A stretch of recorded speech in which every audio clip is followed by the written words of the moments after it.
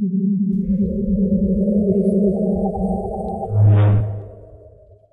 hello and welcome back to the Force Friday show where we discuss all things Star Wars. Joining me as ever today is Stephen to discuss a whole manner of interesting little headlines. Stephen, it's an interesting little show we've got here. It's very much aimed at a lot of speculation heavy things and a lot of nefarious antics going on within the fandom. The headline of the show ties right into that aforementioned nefarious antics of the fandom. It's all about angry fans already review bombing Star Wars Episode 9 10 months before the goddamn film was released. They're going on to Rotten Tomatoes and they're doing, I think they've done it with, was it Avengers Infinity War? I don't think it was. I think it was, they've done it with The Last Jedi, obviously, to an extent. There was a big group of angry fans review bombed it, but then I think a whole lot of other people. It was Black Panther, John. But there was a sizable portion of the fan base genuinely weren't happy with the direction of The Last Jedi, so they went in and gave it a bad review.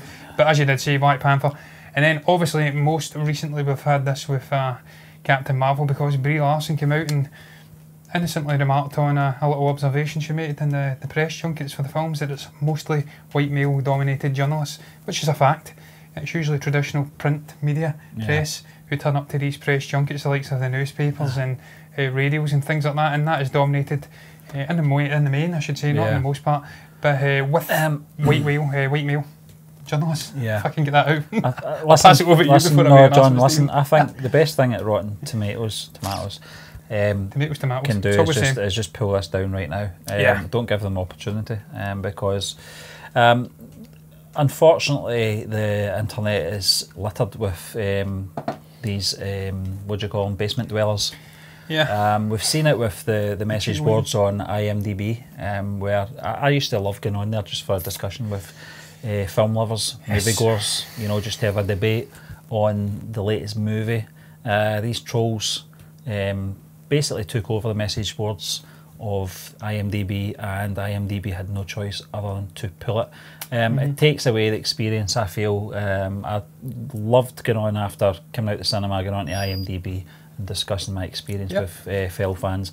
That was taken away from us because of these basement dwellers, and I think something similar may happen if this continues. I don't know how you actually conquer it other than pulling it, but you're right, there was a lot of genuine disgruntled fans with Episode 8, and I got that. There was a lot of issues in that film that I didn't agree with, but the first thing I wasn't doing was running to my PC to bombard Rotten Tomatoes. I've got a life. I watched the film, didn't like bits of it, did the podcast, as you recall. Head was all over the place and moved on very quickly. A lot of people don't move on very quickly, I'm afraid. But listen, a lot of people don't move on at all. Listen, at the end of the day, there's not a lot you can do about it. So you just got to accept. Sometimes not everyone's going to agree with a director's creative choices or decisions, but that's part and parcel of filmmaking. You know, only one person can have that vision, and that's the director. Yes, and even The Force Awakens, Stephen, has a 44% audience rating as opposed to the 91% fresh rating from the critics on Rotten Tomatoes. So, fairly well received Force Awakens film. It's even had its detractors going on and bombarding it. This tends to be something that rears its ugly head when it's a Marvel or a DC film. The split, just obviously the fandom in both those camps, it's kind of a partisan, the way one will really stick to the Marvel or one will really stick to DC. And you tend to find they'll go into these sites and bombard it with negative reviews, so they can obviously bring down the rating. Constructive criticism. If you don't like a film, it's good to have a platform to voice your opinion. Why you don't, if you do it constructively, and you know you're doing it for the best intentions of your experience. But these people were 10 months away from seeing this film, not even get a title or a trailer, and these people are already on there bombarding the site with their negativity. You know. Just the world we live in now, I'm afraid. Yeah, I was about to say that, Stephen. It's just iconic, or a symbol of the social media world, the instant gratification or instant anger. And you know what I mean? They can go on and vent in these websites, even if they haven't seen the film. If they decide they've got a gripe with a certain creative choice or direction of a director within a franchise, they'll go into these websites, no vent, and they'll have their little hissy fits. I suppose they're not taking it out in their crusty, I've got a few things I'd like to say to them, but we'll leave it at that. We will leave it at that, Stephen. The final thing I will say on this is that the only real solution I would have if I was the likes of Rotten Tomatoes would be to somehow make it harder to register for the website if you're obviously an audience, just a regular audience member. Make it maybe a little bit more, how shall I put it, elitist. And perhaps have it a subscription based sort of thing where you have to put in your bank details, pay for it, and then you're able to go in. Go that far, John. Yeah, and then you're able to go in. No, but with these people, no, I understand. These people don't work, Stephen. 99.9. Well, then they've got the choice of paying for a subscription or going to buy their big multi-bag of Cheetos. So but it's a toss-up. I think the Cheetos would win. They wouldn't be able to sustain an existence without those Cheetos, Stephen. True. That's what keeps them through a basement-dwelling life. But look, man, that's the only way I can see it. Out with that, perhaps Rotten Tomatoes just not opening these films up to reviews until the film is actually out, because this is what we get with the critics. They've got embargoes, they're not allowed to post up their thoughts and their ratings until the film is nearly out or just a few days before. Do the same with the audience members and then you'll have this cut down to a certain extent. But look, Stephen, I'm going to move on. Yeah, problem solved, maybe. But we shall move on to the next topic before we start venting even more at this subject, Stephen. And this next one is a little bit more light-hearted, perhaps. Did The Last Jedi backlash affect how J.J. Abrams directed Star Wars Episode 9? Well, J.J. quite plainly said no. So we'll move on to the next topic. We'll move on to the next topic. He says no to entertainment. No, is it ET? I don't know what that means. ET Online anyway. And he says, I think that every movie is its own movie. And obviously this is a trilogy, which is a little bit contradictory, Stephen. Every movie is its own movie, but when it's connected into a certain conglomeration, trilogy of movies or whatever, greater saga, then it does take on a little bit more importance. It certainly is the case with The Last Jedi. We were just discussing it, Stephen. It's slightly impacted our enjoyment to a certain extent of The Force Awakens. I can paint a picture for you, John. I got the DVD. I think it came out about Easter 2016. I think it was about 4 or 5 months after its release. It came out in Blu-ray. And I must have watched The Force Awakens maybe about 10 times between its release and Rogue One's release. Since The Last Jedi came out, I've not went back to see The Force Awakens. Yeah, and that's just a lot of it was the anticipation of Luke's, the myth that was Luke Skywalker in The Force Awakens, and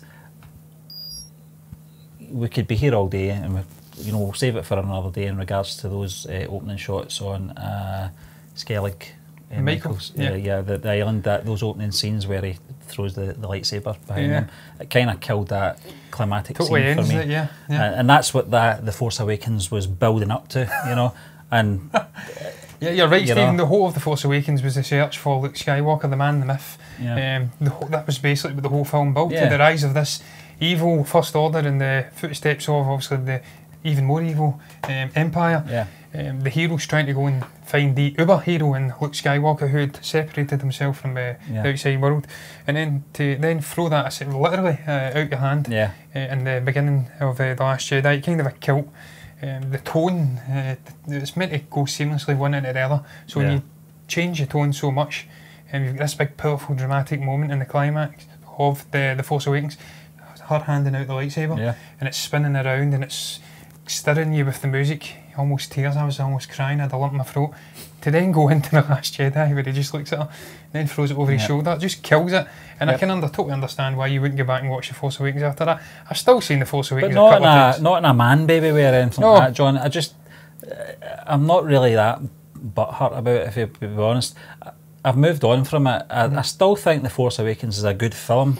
If we're talking the way J.J. Abrams is talking about, separate films, I'm still holding my reservations on my entire feelings for this trilogy until I've seen the last movie, because it still can be saved. I'm not saying it needs saved, but what I mean is, it could still answer a lot there, Stephen. It can still be, there's still a lot of things that are unresolved that can be resolved very quickly in Episode 9, and I think J.J. Abrams is the man to do it. Yeah, absolutely, Stephen. I certainly do think he's the man to do it. He says here that they brought that to the movie, Episode 9, that is all the passion and hard work that we could have no matter what. I think the story speaks for itself. I really, truly can't wait for you to see it, and I can't wait to see it as well, JJ, so I thoroughly share your sentiments here. But look, I agree with you, Stephen. There's very many things still left open to interpretation in this trilogy, which we'll not be able to fully critique or give an accurate appraisal to until we look back in it with 2020 hindsight at the three films. It's all interweaving and it's one integrated story. So that's why I think JJ's kind of a contradicting himself here. Every film is self-contained to an extent. They've all got their self-contained stories, a start, the middle and end. I was about to say beginning there again. Listen, John, but look, you've got to look at it in a grander scale and look at the trilogy as a whole. And it may very well be that we get a different direction for the lineage of Rey with JJ stepping in. He may have had a vision from The Force Awakens which he will put into place. We may have a different direction with perhaps Kylo Ren. It looked like he was going fully dark after the events of The Last Jedi. JJ may come in and retcon that to an extent, try and redeem him and keep him alive. And we may see Mark Hamill, Luke Skywalker, perhaps traversing the Force. In regards to Ben Solo, John, I think you're absolutely right, and I think there's only one character that's going to be able to manage to change the direction of that character, and that's his mother. That's Leia. That's why we're talking about rotoscoping. That's why we're talking about unseen footage from The Force Awakens and The Last Jedi. They wouldn't be doing this if they weren't having, or they weren't considering some key scenes between her and Ben Solo. Yeah, Stephen, well, I'm going to actually quickly jump into that next topic. It's not the one you've got on you because it kind of blends in seamlessly to what you were saying there about rotoscoping and potential usage of this archival footage involving Leia and also Carrie Fisher. And this is all about Leia perhaps having a Force training scene with Luke. More details rumoured. This doesn't actually blend seamlessly. I'm talking absolute crap, Stephen, because they're not talking about using the archival footage at all. Well, they are, John. Well, to an extent, but I think they were talking about perhaps it being a flashback scene with perhaps her daughter, Billy Lord, I believe it is, playing a younger de-aged Leia, and perhaps using a younger de-aged Mark Hamill to show them, perhaps him trying to impart some of his wisdom onto her, her not being interested because it's presumed that she had the young Ben Solo. And our woman at that point, she was yet to give birth, so she kind of stepped away. But that opens up a can of worms for me, Stephen, because if it shows you in canon her trying to get trained with in the ways of the Force with Luke Skywalker, and then rejecting it and going away, that opens up a plot hole for why she's then be able to do the whole Mary Poppins scene in The Last Jedi and save herself from... my thoughts are, would it be nice to see this scene? Yes, it would. Yeah. If they can pull it off. Is it necessary? No. We don't have to see a scene like this. There's no point to it whatsoever. I think the scene, the Mary Poppins scene that you were referring to, John, heavily indicates that Leia was a Force user to an extent. We don't have to see how she became a Force user. She's a Skywalker. That's the only explanation you need. Very powerful lineage. Yeah, exactly. Yeah. You don't really need to see this getting played out. As nice as it would have been to see a younger Luke, a younger Leia interacting in some kind of Jedi training, that moment's gone for me anyway. It is, yeah. I think if they were going to do that, that's another argument for another day. George Lucas should have been doing this in the 1990s. But listen, doesn't matter. I would like to have seen it, but I don't think it's necessary. Yeah, that's a real bone of contention, Stephen. Obviously, the underutilisation of Mark Hamill, Carrie Fisher, and perhaps even Harrison Ford. Although part of me doubts Harrison would have been interested in stepping back into the role of Han Solo in the mid-1990s because he was a massive star. Not that he's not a massive star now, he obviously is. He's one of the greats. But he wouldn't have been interested. But I would have loved to have seen Mark Hamill maybe doing a standalone Luke Skywalker film when he was still in his prime and he had that incredible blonde hair. I always remember that film where he played an antagonist and he had the beard, Slipstream, Slipstream, and he had the blonde hair. That was the time to do it. That was the time to do it. But look, man, would I be against it? Probably not, because more Mark Hamill's always a positive for me in a Star Wars film. Luke Skywalker is my all-time favourite character. That's never going to change. I don't care how many films they pop out in the ensuing years. He is always going to be #1 for me. So getting more of him is a big positive. But it would just be the way they'd utilise, how they'd weave it into the story in an organic manner without affecting the tone and the pacing, and obviously overstepping into the other characters and really disrupting their roles and their arcs, because they've got a lot to do in this film. I mean, I really do hope this is a 3-hour film. I don't think there's been any indication of a running time as of yet, but we know Avengers Endgame is going to be a 3-hour film. I think to tie up all the loose ends. Has anything been confirmed that it's going to be the longest running Star Wars film yet? I think there was talk. I seem to recall it was perhaps 2 hours and 45 minutes. It was the last I heard, but I don't know for certain. I'll take it as well, Stephen. The longer the better, because the longer JJ has to weave his magic. And I was going to say in the previous topic, John, and even if the film bombs, I don't care, because I've got the Mandalorian to look forward to the following year. I just love Star Wars. I'm a mug. Yeah. Yeah, and I wish I could get a Star Wars mug, Stephen, on that subject. I'm going to get one for these Force Friday shows. But I digress. We're going to move on to this next topic. And it's again playing into the Mark Hamill and Princess Leia, Carrie Fisher. It's Mark's revealing his favourite moment from The Last Jedi. And it's pretty obvious that moment is, Stephen. It's at the end of The Last Jedi when, of course, he has his reunion with his on-screen sister, perhaps on-screen, off-screen sister as well, because they were very close. Also, that moment on Crate, where Leia and the Resistance are in great peril. They think they're dead. Their calls or signals out to the galaxy have been ignored, and in steps Luke Skywalker to save the day. Also, they aren't aware it's a Force projection, apart from C-3PO. But he comes in and has that tender moment, that emotional scene with his sister. Do you not think Leia knew that? No. Well, she must have, Stephen. She's connected to the Force, as earlier in the film proved. She saved herself from sure death in the space explosion thing. So she must have been aware that he was a Force projection, but I don't think the rest of them were, and she certainly didn't let on, because that would have probably sparked panic in the Resistance. It's a Force ghost, how's he going to stop the First Order? There's walkers out there, and Kylo Ren's out there, even that goon General Hux is out there. He was Kylo's bitch at that point. But I digress, man. I can. The illustration, the illustration came in from. It was on Twitter. John Mark Hamill replied. It was Callian, I think, or Kalian. The lady's name's Karen. Verified account. I see. She did an illustration, which is a beautiful illustration. It is, yes. It's almost chapel-esque. Something you've probably seen on a stained glass. You know what I love, Stephen? I didn't notice the first time. The little Darth Vader helmet up the top left and the Kylo Ren helmet up the top right. That connection, obviously, and amongst the flowers, the lineage, and just how this is all a tragic sort of a story of family and just fate. It's a great illustration, though, John, isn't it? It's an absolutely fantastic illustration, Stephen, and it is my favourite scene in The Last Jedi as well, I have to say.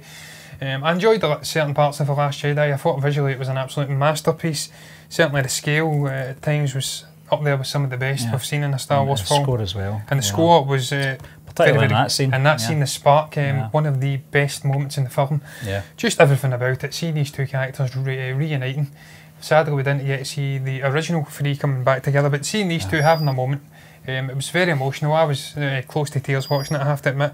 Close to blubbering like a big girl's blouse. But man, the combination of these characters, the visual elements, him winking to C-3PO, and the musical elements, it was just a very special moment.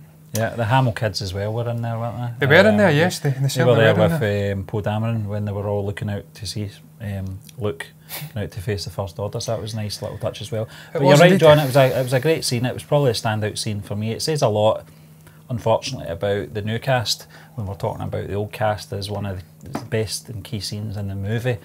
That says that I think the original characters and actors were underutilised.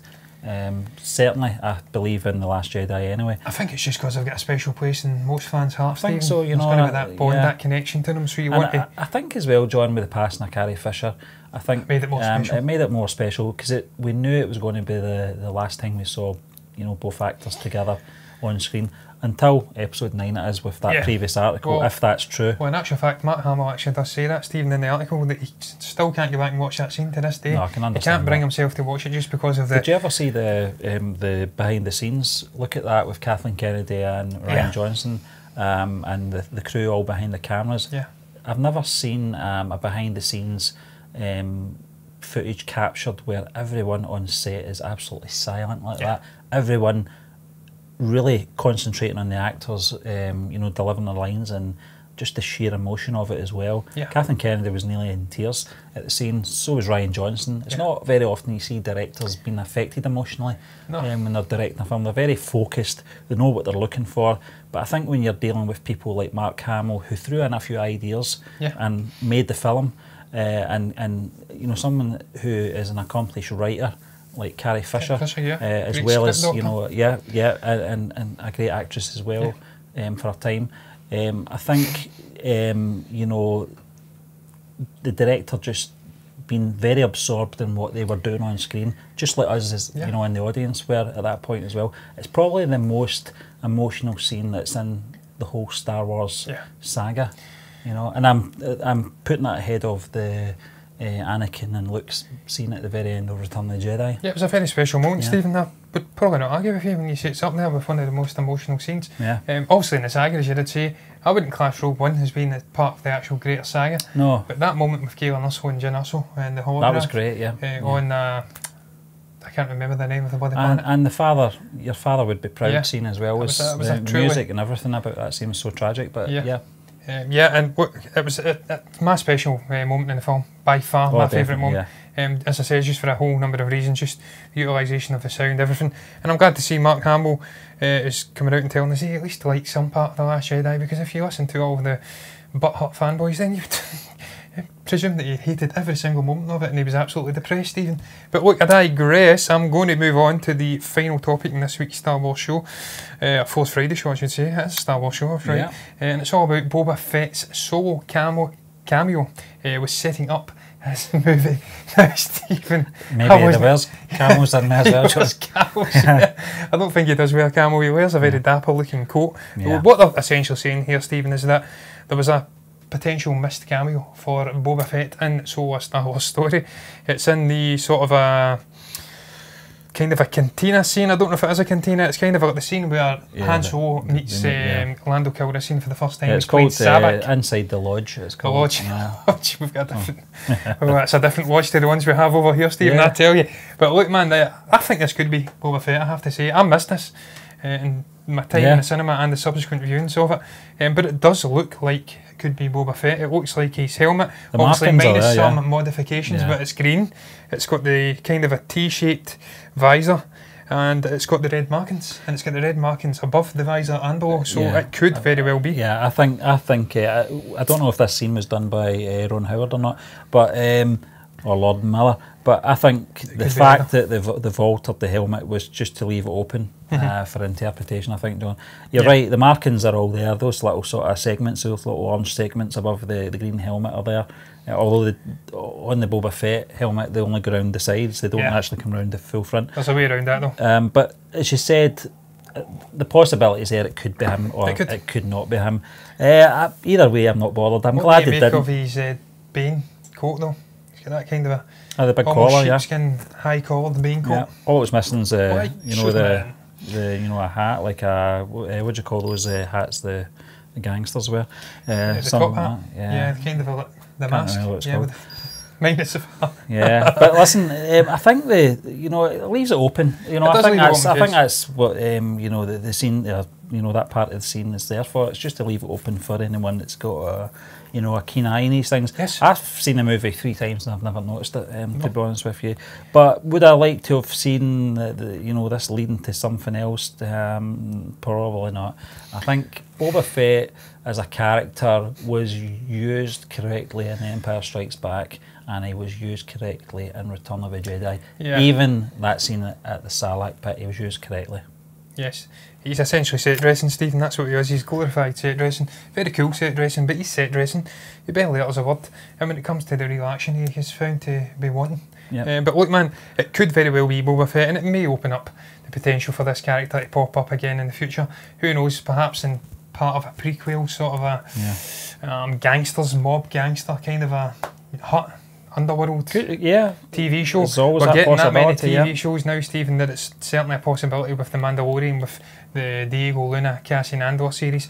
Rumours of an Obi-Wan TV series perhaps happening. I don't know what your thoughts are on that, Stephen. I was going to try and fling that in there before we wrap this show up. Yep. Could you see just before we do, John, Fedora, that's the name of the hat. Fedora, of course, the Fedora. But what would you make of him? Would you like to see Boba Fett potentially popping up in the TV series as part of a criminal underworld hut thing, or perhaps popping up after the events of the Return of the Jedi? Include that sort of part of the Star Wars underworld, I think it has to at some point. Yeah.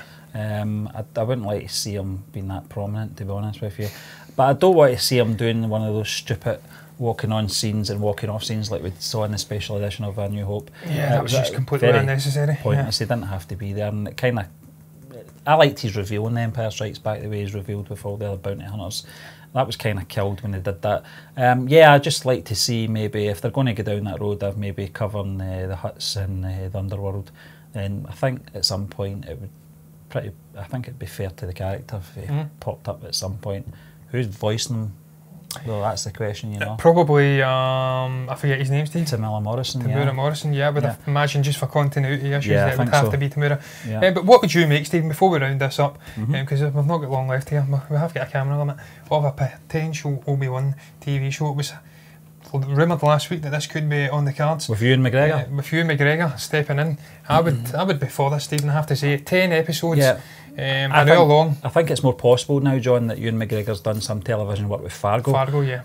I think, I wouldn't mind seeing that. Maybe, I think maybe after they're done with the Rogue One, Diego Luna one, once they've done that. So if they're going to do it, it's probably about 3 or 4 years away. But I think Ewan McGregor wants to do it, and I think the fans want it, so it's just a matter of time. Yeah, I completely agree, Stephen, and I hope it happens. The more TV shows, the more Star Wars content, great Star Wars content, hopefully. Yeah. Hopefully I'm not being too presumptuous we get. The better for me, because I'm a Star Wars fan and I'll consume it regardless of whether it's great or not. I was a fan of the prequels, and then to a large extent I still am a fan of the prequels. But look, that's going to round up this episode of the Force Friday show, where we do discuss a whole variety of different Star Wars topics.